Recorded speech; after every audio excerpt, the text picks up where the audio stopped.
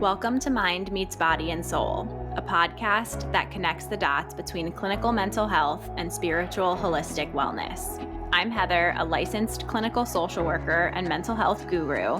And I'm Devon, a Reiki master, spiritual teacher, and lover of all things woo-woo. We're here to discuss various wellness topics, highlighting the connection between the mind, body, and soul. We'll be offering nuggets of wisdom from each of our fields with the ultimate goal of bridging the gap between our two worlds. Whether you lean more into cognitive psychology or flow with the woo-woo waters, our intention is to help you prioritize yourself and unlock a fresh perspective to healing, growth, and expansion. We're so excited you're here. Let's jump in. Hello, everybody. Welcome back to episode 23 of Mind Meets Body and Soul. Heather here. How's it going, Devon? Hi, Heather. It's going well. How are you? I'm good. I wanted to take a quick moment to start this episode out by sharing some gratitude and just appreciation that a couple of episodes ago, Cynthia joined us and we were talking all about all things human design. And I found that to be really helpful in my own personal life, just in more integrating my own energy type and the aspects of my energy levels, but also like in our relationship. I think you and I have had a couple conversations calling out like, okay, like just want to check in on, like, I know that, you know, as a projector, this is my tendency, and you as a manifester, this is your tendency. So we're just kind of using that, I think, as a tool in our relationship. And I think it's been really helpful. And I just want to like share that I'm grateful for that. Thank you for bringing her on. I loved that episode, having her on, and I'm fully with you there. It's just been really nice.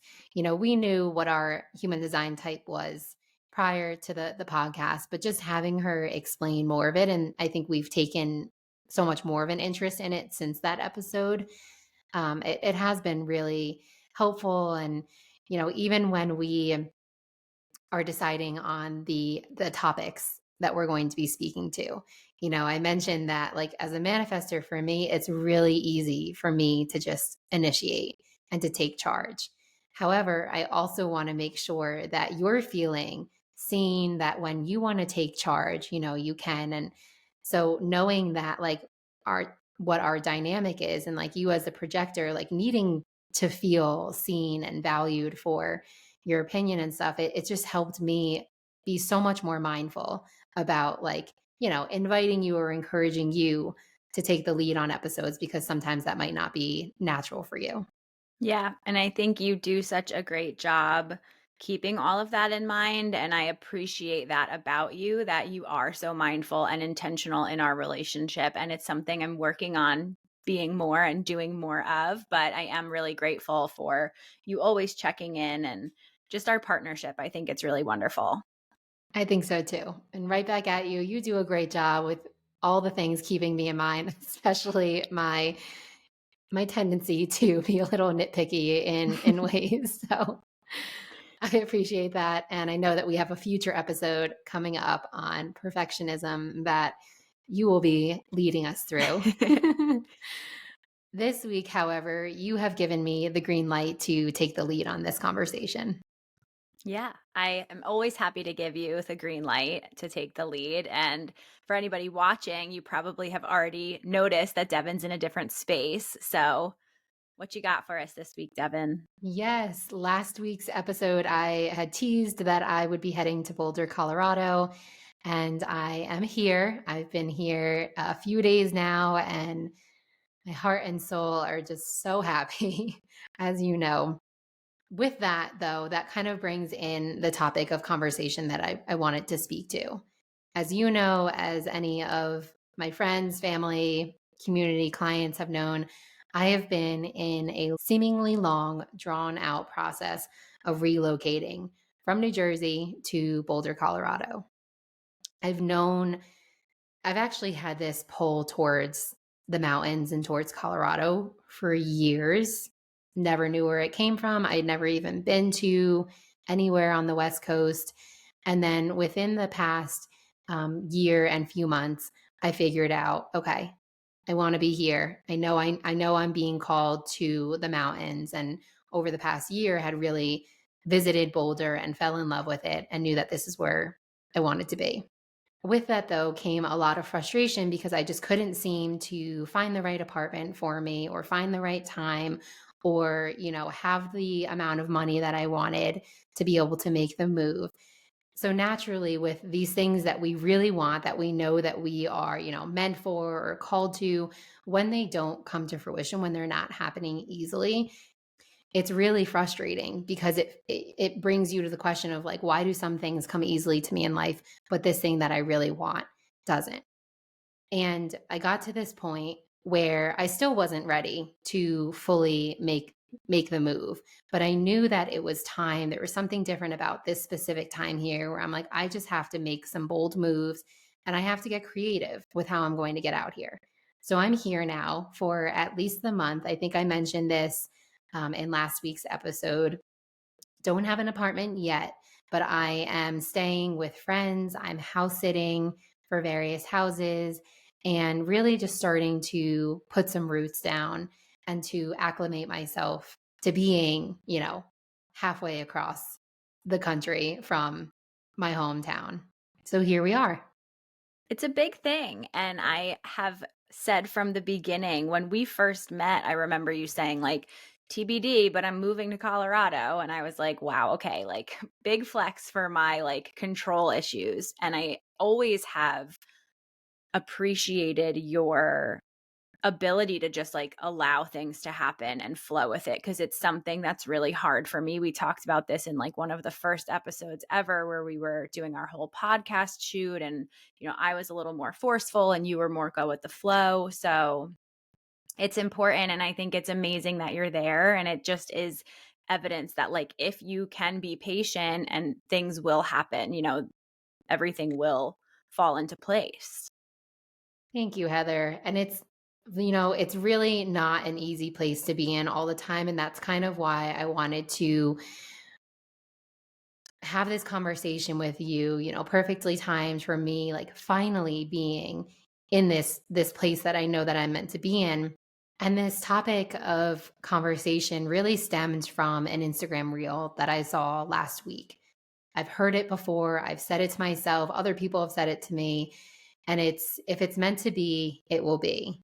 And then the reel went on to write, you won't have to force, convince, or worry over it. Let it flow, let it be, and let it come to you. You're attracting everything you need. Trust the timing of your life. And I read that and I was like, yes, but also. And so that's what I want to get into today is the yes, but also. Have you heard that before too? Like if it's meant to be, it'll be. Yeah, like I think have faith, like everything works out, everything happens for a reason type of thing. So, yeah, people say it all the time, and I couldn't agree more with you actually on the like yes and, because I think it's a combination of both. It is. And that's, it's interesting because I love those reminders. Mhm. What will be, what's meant to be will be. When going back to the very beginning of our podcasting journey together with the whole podcast photo shoot. Again, like coming in like you with this more like, force and me with the flow. And it worked out when we actually found ourselves somewhere in the middle ground, right? Mhm. Of like Mhm. not force, but like taking aligned action and also trusting that like one thing that wasn't working for us maybe wasn't so aligned for us and that there would be another uncertain, unknown outcome that would be the best for us. Yeah. I remember when you brought up this topic, I was thinking a lot about our podcast photo shoot and those conversations that we were having, because I think I can be like a problem solver, someone who like wants to jump in and fix it or do something about it. And I in part like that about myself, but in part I also have to realize that like some things I have to allow to happen. Some things have to naturally unfold how they will, and it's not helpful to try to control or dictate how everything happens when everything happens, because then it's not as fun, there's no surprise, it's just too rigid. Hmm. But I also know like I remember this is one of those episodes we talked about where like I disagree a little bit with your world, just in that like I don't want it to be too flowy. I don't want things to be like too left up to the universe, faith, God, whatever it is that you believe in. Like, people will say like, "Oh, I'm just going to pray." And I'm like, "Yes. Like absolutely do that." And though like some things are here on this earth within your control. So I just either way, either world, whether it's too flowy or too rigid, I don't think that's helpful. I think we really do want to find this like balance where it's like, yes, have your faith, understand that everything will be, and do what you can to work towards that. Yeah, no, I'm fully with you there. And that's like, that is that like, yes, and also, or yes, but also, because we do have autonomy, we do have choice in this life. I like to think that it's a collaboration between you and then the forces of, I don't know, universe, God, spirit, creator, whatever you choose to use. I like to think that we are always co creating and that, yes, we do have choice and autonomy. But I also like to think that we have like higher sources of knowing and power. It's silly for us to think, we always talk about like silly human me. Like it's silly for us to think that we know everything and that we know exactly what's best for us, right? Because some of the best things in life are like the surprises or the wow, this turned out even better than I could have experienced. And it's in that moment where you're like, oh, okay, when I surrendered or when I let things be, it actually worked out for me better than I could have imagined. So I am with you there. I think you and I both, we like to find the middle ground between things. Yeah, I agree. And it's a hard pill to swallow to let go of that control and acknowledge that like there's something else there. But I think that's what I really liked about turning 30 is I remember realizing that like I know so much and I don't know nearly half of what I'm going to learn and going to know. And I think that excitement of being open to the future and the unknown stuff, if you can sit in it as excitement rather than being too overwhelmed or stressed out by it, I think that's a helpful place to land. For sure. Yeah. What does that look like with your clients when they do need that reminder to like flow a little bit and to, take their hands off the wheel just a little bit?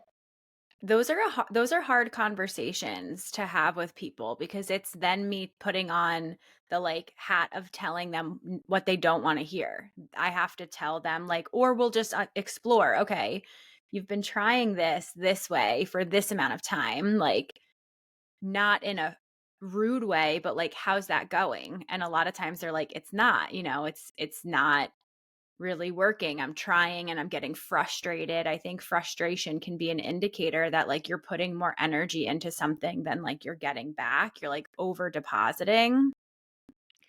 And usually they have some sense of that on their own.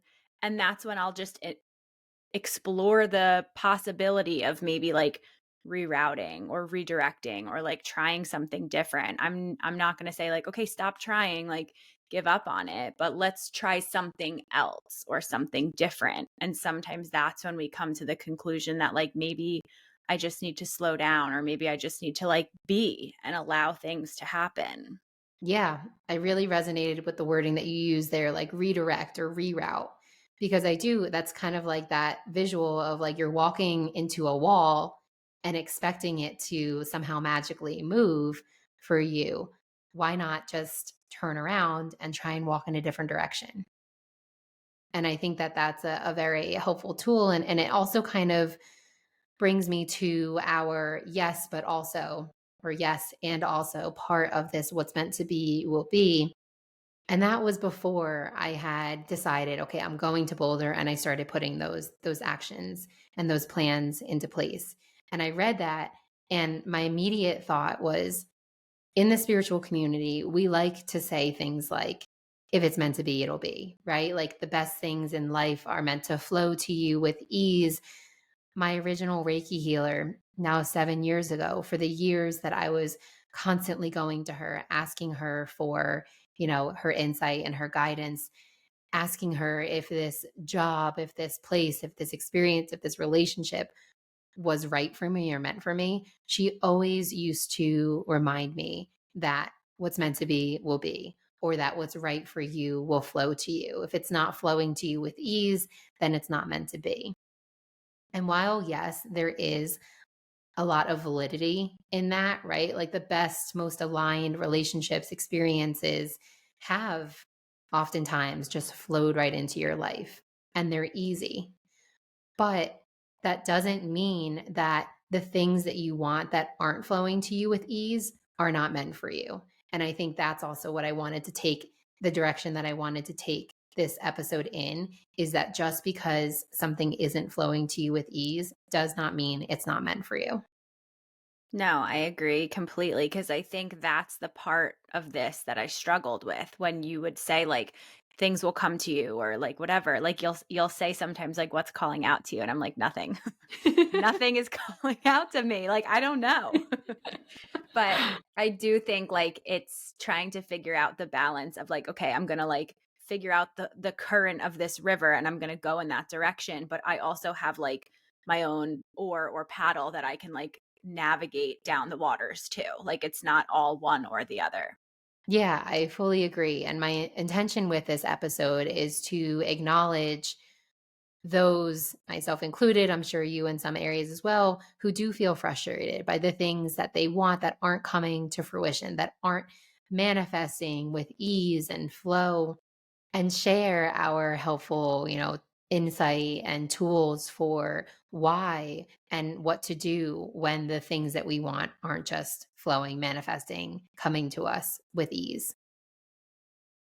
So what do you do then in your work with clients when this is the type of stuff that's coming up? Since a lot of my work I see as a reflection of my own personal experiences, I find it easier to kind of start with me and then to work outwards. So, this whole Boulder experience has actually been really helpful, really insightful for me because here is this move that I know is the next move for me. It's something that I really want. Every time I'm out here in Boulder, I feel so at home. I feel so at peace. So why, I've asked myself this many times, why, if this is meant for me, is it not just falling into place? Why don't I have the money for the apartment that I want? Why is, um, why is the vision that I have for this apartment, not just like popping in? And over time, you start to like question, okay, well, is this really meant for me if I'm facing this much resistance? I put it on my vision board. I've been journaling about it for months and it still isn't coming to fruition. I think that this is something that so many of us can relate to, whether that is finding yourself in the relationship you want or having a baby or getting your dream job, right? Like these are big things that we want, but they're not coming to us with ease. And so for myself personally, coming up to this time, I knew, okay, this is it. I don't know why. I just know that this is it. I'm going to get creative with how to get out there. I started looking on a site called Trusted House Sitters and I signed up for it. Trusted House Sitters is a site where somebody posts that they're looking for somebody to watch their dogs while they're away and you stay at their house. And it's just a swap. You get to stay at their house for free as you watch their pet. And I was like, okay, great. That'll be a great way for me to get out to Boulder for an extended amount of time. Made my profile, got my references, applied to, I think it was like a series of 3 different jobs, and I was rejected by all 3 of them. And on the morning of that 3rd rejection, I was pissed.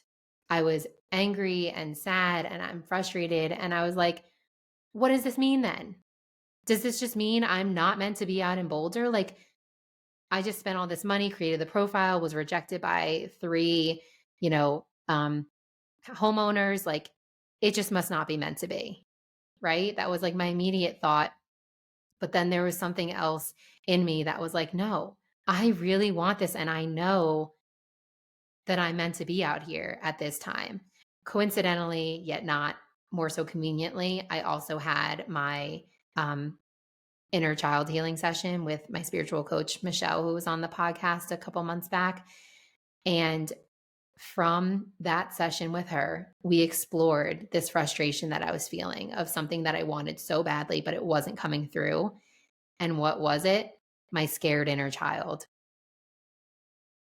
My body and my inner child, my body was so resistant. My mind consciously was saying, I want to be here. I know I'm meant to be here. I feel like my soul has been pulling me here to this place. Yet my body, and namely my inner child, was so resistant. So I was saying one thing, but my body was reacting in a very different way. And there wasn't coherence. And so when you ask, what do I do with clients? A lot of times it's finding where the disconnect is. Because if all parts of you, mind, body, soul, are in coherence, things flow with ease. If there's a part of you that's consciously saying, I want this, I'm ready for this, and yet there's another part of you, subconscious or unconscious, that's saying, we're not ready for this, this feels dangerous, it's not going to come to fruition. It makes a lot of sense. And it's interesting because I have this tool called a readiness ruler where I'll actually ask clients to rate on a scale from 1 to 10 how motivated they are to have something happen, how confident they are in their ability to do that thing, and then how ready they are to take action. And oftentimes, one of those things is like, I'm a 10 out of 10 ready. I like really want this thing. I'm very motivated, but I'm like a 1 out of 10 confident. And like that there's a disconnect, and I'm using that tool to actively pull out that disconnect so that we can then do the work wherever that is. Yeah. I think the hardest part is evaluating yourself. Like sometimes you can evaluate yourself on that conscious level and just be like, oh, yeah, there is a disconnect here. But this is also why I think it's so powerful working with somebody like you or like me, because we certainly do have our blind spots, right? Like if I'm coming to you, if I were, you know, doing this kind of scale with you, I might have said, like, I am ready, 10 out of 10. I am ready. I am willing. I feel comfortable, but it's not coming together easily. So there's something that's off. And so that's where a guide, support, therapist, teacher, coach, healer like you, like me, come in. And that's what I found to be so incredibly helpful having Michelle through that, because I learned in that moment that I was not ready and what needed to come first. And that first step wasn't just about finding the right apartment or having the money to move or even just taking the leap and just going. It was nervous system regulation. Mm. Because and she helped me understand this too, and it made so much sense. If I force myself to be somewhere that doesn't feel safe to my nervous system, that is just bad news bears, right? Like there's nothing good that's going to come out of that if I just leap into something without taking into consideration that my body, my nervous system, my inner child are really fighting it. So then in your world and how you understand all of this to happen, did you do something then differently? Like, what's, I guess, the timeline of this? If like that's not too personal of a question, like what's the timeline of all of these things? And what did you do to then like unblock or like open that up? It's going to look different for everyone. What I found to be really helpful was the simple awareness that, okay, this is what's going on. I have all the tools, I have everything that I need to work through this, to work with this. And so I felt comfortable taking those steps forward while keeping in mind that I really needed to regulate my nervous system along the way. You'll love this. So the morning of the session, I had my third rejection. I had my inner child healing session, which was so helpful. And from there, I had 3 house sitting acceptances, plus 3 additional friends who had invited me to stay with them. So it's so interesting to see that I was facing so much resistance. I had this healing session, which illuminated so much. And then it was like green light immediately went on, like all roads are clear for me to go ahead. However, I still needed to keep in mind that this was scary for my inner child, that my nervous system really needed regulation. So I had, I guess, a week and a half from that time to the time that I would then be leaving to Boulder. And every day I would work through the fears. EFT tapping has been really helpful for me. Sitting with myself, journaling, I would check in with myself every day and ask myself how I'm feeling leading up to this move. And when you get into a practice of sitting with yourself and asking yourself, checking in with yourself, how am I doing? Your body will naturally start to communicate with you. Like I could feel my heart racing. I could feel the tension in my chest, or I could feel like the little like butterflies in my stomach. And so that's just how I knew that I had to care for myself as I was taking these steps forward, which is something I knew I needed to do. I also needed to keep in mind the nervous system regulation and the inner child piece.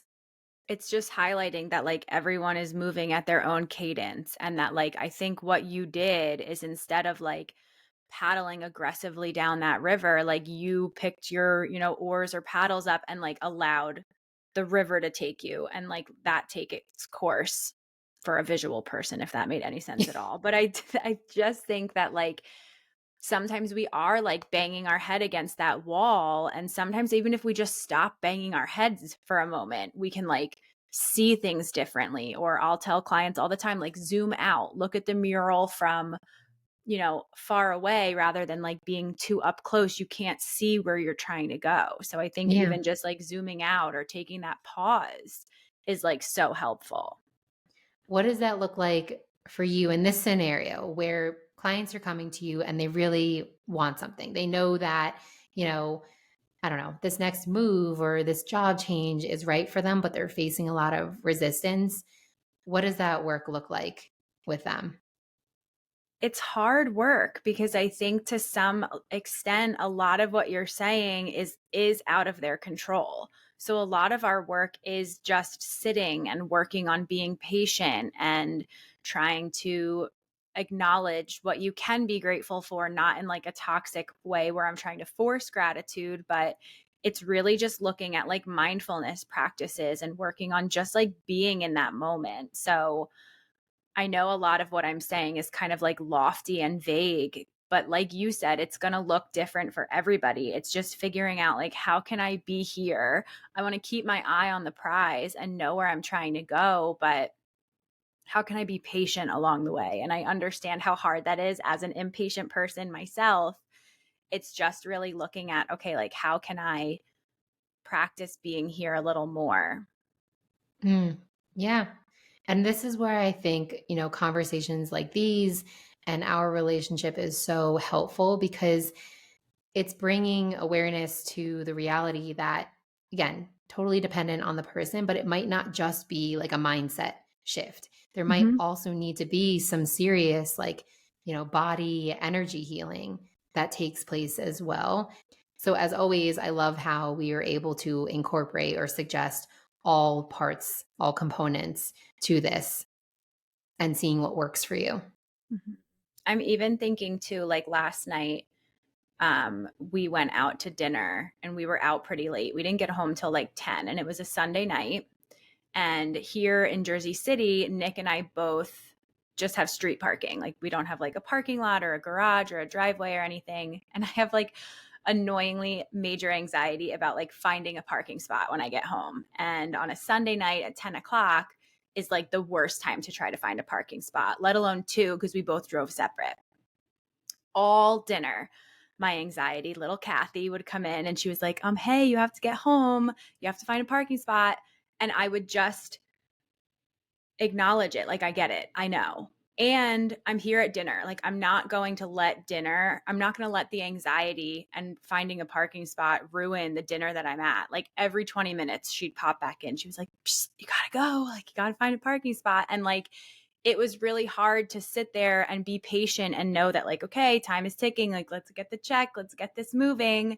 But I also recognized my choice is to sit here and worry and be frustrated and not pay attention, Or I can be here and eat my delicious dinner and have these conversations, and I'll get home when I get home. And if I don't find a parking spot, that's a problem for later, not right now. And I know this sounds like such a silly example, but it's the only way I can explain tangibly. Like sometimes you just have to hear her and let her be. Like there's Yeah. nothing that you can do sometimes. Like things are often very much out of our control. So that's a way, way, way smaller scale than uprooting your life and moving to Boulder. But I can relate to some of the things that you're saying in that way. Yeah, but still very valid. And I think that, in all of these conversations that we have, we're always emphasizing the importance of like compassion with yourself and understanding and, your anxiety. And I thank you for sharing that example too, was like a very real moment for you where you chose to recognize it. And then you were able to decide to like, put it to the side and choose to be present. In those moments of anxiety, do you find helpful tools and techniques beyond the mental that work for you? Yeah. I mean, I try to incorporate a cognitive approach, whether it's like a mantra or an affirmation of something, reframing a thought. But I also love for myself to like really use my senses to like sit in that moment that I'm in. So I remember like I was eating pasta. So I was like, let me taste the pasta. Let me listen to like not even just the conversation, but can I hear birds chirping, bugs buzzing, like cars driving by. What can I see? I remember like the lamp was like glowing very pretty on the table. Like I really try to like settle into like the environment that I'm in and feel it and hear it and sense it. So I always find that to be something really helpful for me personally. I know that's not everybody's favorite one, but I really like to like have a full body experience. I love that. I think anything that we do, anything that we try, it helps in one way or another. And it really is that nervous system regulation, whether it's, something like the parking spot at dinner or something like on a grander scale of uprooting and moving. Like we have to be mindful of the things that are triggering us or keeping us from taking the forward steps that we want to, or from living in the present that we want to. And so bringing it back to this whole, if it's meant to be, it will be. If it's meant to be, it'll flow easily to you. Yes. And also, if it's not coming to you with ease, if there's resistance, there's a reason for that. And most of the time, it's an underlying sub or unconscious reason. And I found with myself, with my clients, that when we get to the root of that, when we address that block that's there, then we can experience the things that we are meant for with more flow and ease. It feels like we're nearing the end of the episode. But before we do, and before I forget, I'd love to hear your tools because I think you probably have a few more tools here than I do for our listeners. How do you tune in or how do you practice like regulating your nervous system, your inner child when we're having those like really anxious, really fearful, intense emotions? Thank you for asking. I think it really is, it comes down to taking time for yourself, like bringing in this self awareness practice, this practice of asking yourself, checking in with yourself, like, well, what is keeping me from this here? And oftentimes, when it comes to like manifesting or having the things that we want or are meant for us, we turn towards the more like obvious things like, well, I'm not moving because I don't have the money. Well, I'm not in the relationship because everybody I meet is just terrible. And so I think going beyond that, it's accepting that there may be something and there likely is something underlying. And usually that underlying part is that nervous system dysregulation. And that is simply your body telling you this doesn't feel safe. Even though consciously, I want this, I want it to happen now. I know I'm meant for it, or I know I'm worthy of it. There is some piece within your body, likely due to past trauma, past, negative experiences, where your body's telling you, this does not feel safe. And so that nervous system regulation piece is is more of a body centered somatic practice where you are doing things like breath work, like yoga, like meditation, the EFT tapping that I just mentioned. Hmm. Journaling for me is so helpful for me to get a lot of those subconscious thoughts and feelings out on paper. And then likewise, is there anything that you wanted to add on to that too? No, I think it's just like going inward. I think when we are feeling all wonky or swirly. One of my clients recently said she feels swirly. And I'm like, that's a good way to put it. Like, whenever you have that disconnect, or whenever you feel like you're banging your head against a wall, or you feel like you have no control, either end of that spectrum, I think is an opportunity for us to really try to just sit, which is the hardest thing I know, to just sit in that space and like play detective, get really curious, which is why I think journaling can be so helpful, or why I think talking it out, or, doing some of these slower moving things allows us to reconnect, like plug back into ourselves. And then that tells us what we need. Yeah, it really is that. And, we don't like those reminders that we need to slow down, that we need to be a little bit more introspective, that we need to like go inwards. And as uncomfortable and unpleasant as that is, it really is where the magic happens when we are able to take that time and space for ourselves. I hope my mom listens to this episode. I'm going to send it to her because she needs that. She has a really hard time slowing down, and I'm like, "Mom, like one step at a time. I'm not telling you to like sit and meditate for 20 minutes, but I'm telling you, instead of like running around doing all of these things, I'm telling you to like sit down and do a puzzle, or sit down and like, I don't know, knit something. It's just trying to be. And that's really, really hard." Really hard. We'll have a whole nother episode on finding stillness or being or slowing down. And I'm sure that will bring up a lot too. Yeah. Well, thank you, Devin, for bringing this conversation in. Do you have any additional thoughts, comments, tools, anything else that you wanted to add?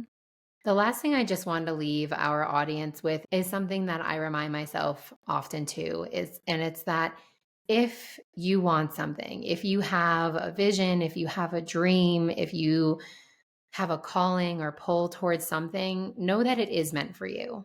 Because the things that I want, especially those big things, are not what, for example, Heather, what you might want, right? The things that you envision for yourself are not the things that I envision for myself. They're unique to us for a reason. So know that if you want it, it's yours. If you want it, it's meant for you. There might just be some blockages in the way that are keeping you or keeping it from coming to you with ease. And I assure anyone that if they're able to take the time, find the right support, gather the right tools and resources, then you can break through anything to get to where you want to be.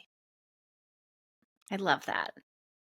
It's so beautiful. And I think it's so cool that you're sitting now in Colorado, out in Boulder, where you've been talking for since I've known you, which is like over a year now. You've been talking about it, and it's here. And I don't want to say I can't believe it's here, because I can. But I'm just so excited for you, and I appreciate you sharing this conversation and opening up, your personal experience with us, because I think it was a really important topic for a lot of people, myself included.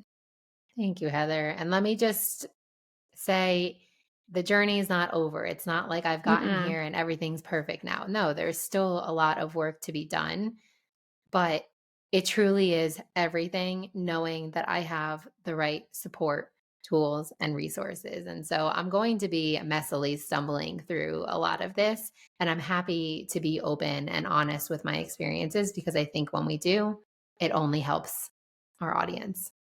Yeah. Messily stumbling is the theme. Messily stumbling.